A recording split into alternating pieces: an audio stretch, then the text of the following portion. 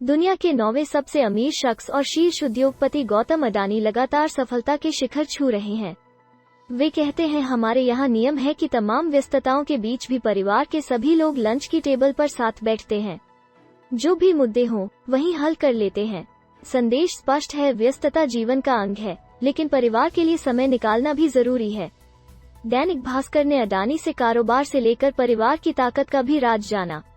मृगांक पटेल की गौतम अडानी से बातचीत के अंश। अडानी समूह का कारोबार दुनिया भर में है, मुख्यालय अहमदाबाद में ही रखने की वजह, अहमदाबाद मेरी जन्मभूमि है। इसी शहर ने व्यापार धंधे में मुझे पाला पोसा। गुजरात मेरा परिवार है, परिवार से दूर कौन जाता है। शेख आदम आबूवाला के शेर के जरिए लगाव जताऊं तो कहूंगा, आप बुलाएंगे तो जरूर आऊंगा। शर्त इतनी है कि वतन की का ढेला चाहिए होगा। 1995 के बाद से उद्यमिता के सफर में ऐसा पल भी आया कि परिवार से असहमति रही। पिताजी ने बचपन में समझाया था कि हमारे हाथ की 5 अंगुलियां भगवान ने एक समान नहीं दी हैं, लेकिन जब इन्हें एकजुट कर मुट्ठी बांधते हैं तो प्रचंड ताकत बनती है। ये सीख और समझाइश परिवार में आज भी समाहित है। सालों से परिवार के सदस्य हर दिन लंच ऑफिस में साथ करते हैं।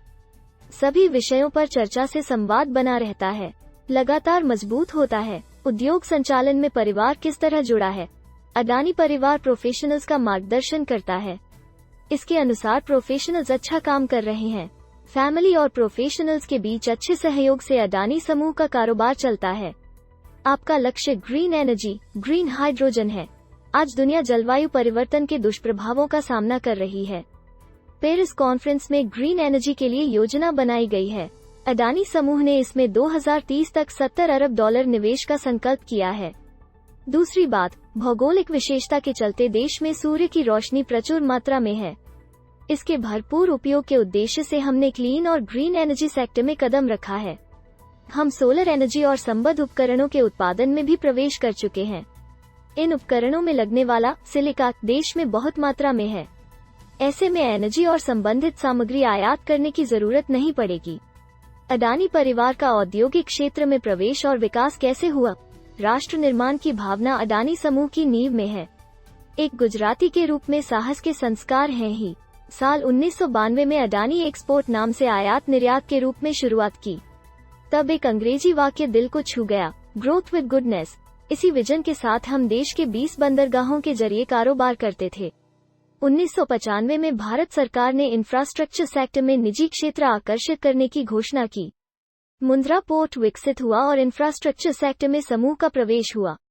पोर्ट के आसपास हमारे पास बड़े पैमाने पर जमीन थी। साल 2006-07 में बड़ा विद्युत संकट पैदा हुआ।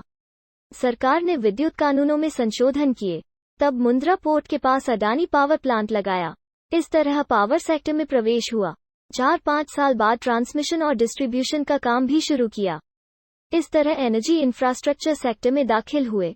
नेचुरल गैस संबंधी नीतियां बनने पर एनर्जी सेक्टर भी हमारे पोर्टफोलियो में जुड़ा। समूह डेटा सेंटर और डिफेंस जैसे नए सेक्टर में भी बढ़त बना रहा है। देश की सुरक्षा हर भारतीय की सर्वोच्च प्राथमिकता में शामिल है। स्वतंत्रता के 75 साल बाद भी हमारा देश रक्षा क्षेत्र में दुनिया का सबसे बड़ा आयातक देश है।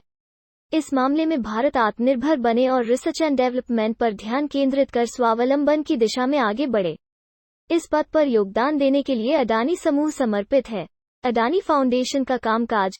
अडानी फाउंडेशन 16 राज्यों के लगभग 2400 से अधिक गांवों की 40 लाख आबादी की गुणवत्तापूर्ण प्राथमिक शिक्षा, जन स्वास्थ्य, स्वरोजगार और कुपोषण उन्मूलन के लिए काम कर रहा है। स्किल डेवलपमेंट प्रोग्राम के तहत 11 राज्यों के 1 लाख लड़के लड़कियों को ट्रेनिंग दे रहे हैं।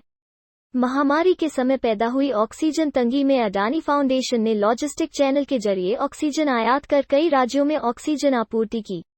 गौतम अडानी के समूह के उतार चढ़ाव और व्यापार का सफरनामा जानने के लिए यहां क्लिक करें।